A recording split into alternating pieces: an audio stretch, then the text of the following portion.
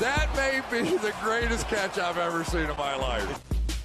All right, guys, this is going to be a very sad video, just like the wide receiver one, where I'm going to be going through, I'm going to be talking about running backs that I think it's time to give up on in Dynasty Fantasy Football.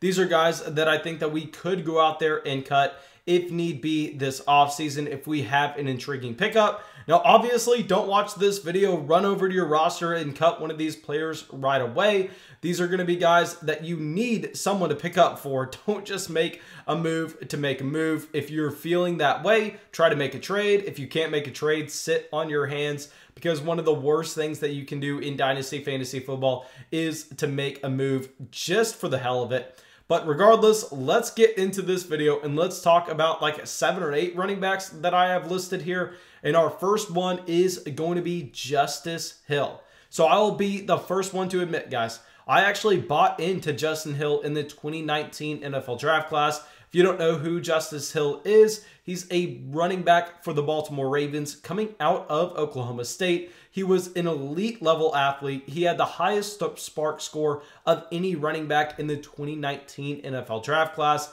He was also a very good pass catching running back. Just knowing that this Baltimore Ravens offense was going to be a very productive one in 2019, I wanted a piece of it. I wanted a piece of Justice Hill. But the problem is, obviously, in 2019, we had the Mark Ingram production, but more importantly, we had the Gus Edwards role on this offense that we did not expect to carry over. And now we go into 2020 expecting that we are going to see J.K. Dobbins as a feature down running back, maybe Mark Ingram and Gus Edwards scaled back. Maybe we get some usage of Justice Hill in the passing game, but no, that did not happen in the slightest.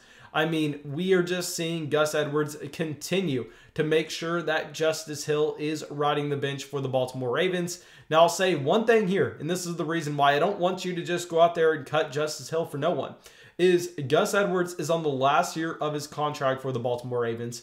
And we know that Mark Ingram is 31 years old. And in my opinion, Mark Ingram is not going to have that late type career like a Carlos Hyde or Frank Gore, where he bounces from team to team or stays on one team and then gives them that solid role. No, I think Mark Ingram is done in football after this season.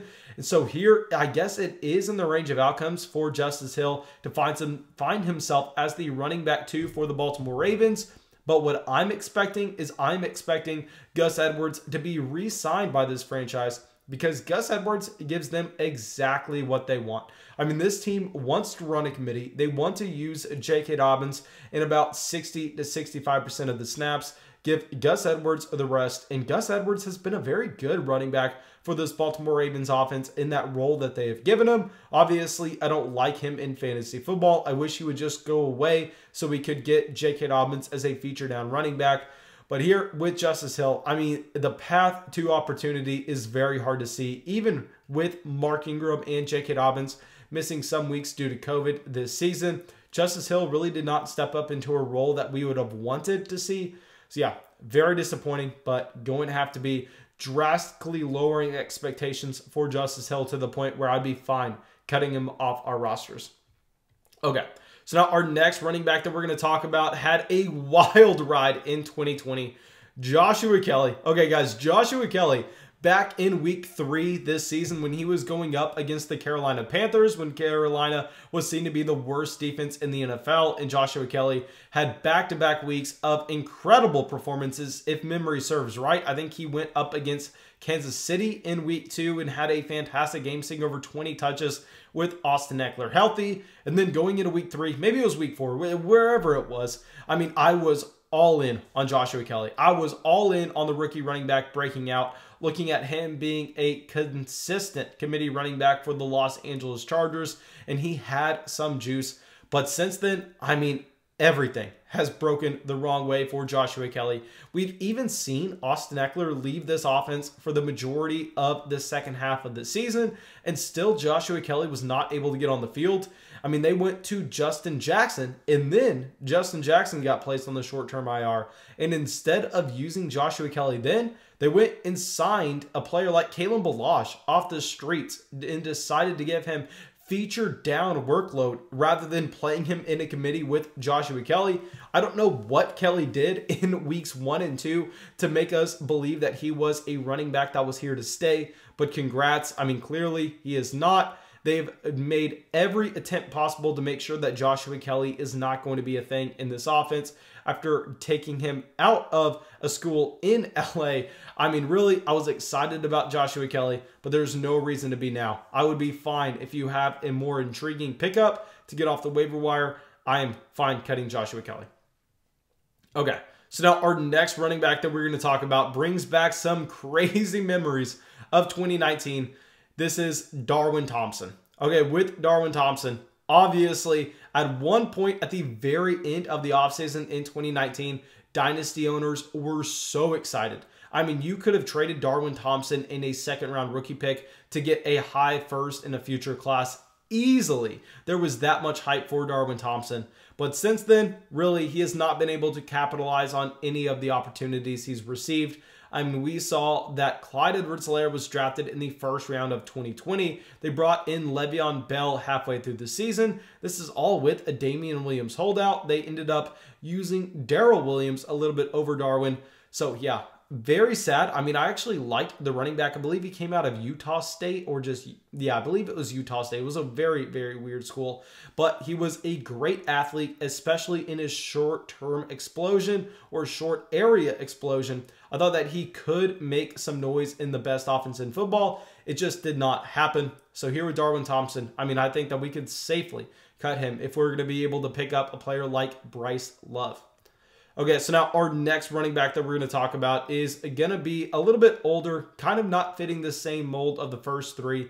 This is going to be Devonta Freeman. Here with Devonta Freeman, I mean, I think his NFL career is just straight up over. I don't think that we're going to see him be a Frank Gore. I don't think that we are going to see him be a player like Carlos Hyde that is left for dead and then is a journeyman in the NFL and bounces from team to team, finding some production. No, Devonta Freeman, I think in New York, that was his last chance to have a role, not even as a starting running back, just as a committee running back. And whenever he was getting the touches in the offense, I mean, it was ugly. Devonta Freeman looked by far and away the worst running back in the NFL. And we saw Wayne Gallman come in right afterwards, and Wayne Gallman looked like a possible 3-down running back. I mean, it was hilarious to see the comparison between the two. I mean, Devonta Freeman, hell of a career. At one point, I believe in 2015, he was the running back 1 overall in PPR formats. Absolutely crazy with how he was able to have the touchdown volume combined with the usage in the receiving game at his peak. But at this point, I mean, he is long removed from it. Devonta Freeman, not someone that is going to be intriguing in the slightest going forward. Okay, so now our next running back fits that same exact mold. This is going to be a Mark Ingram.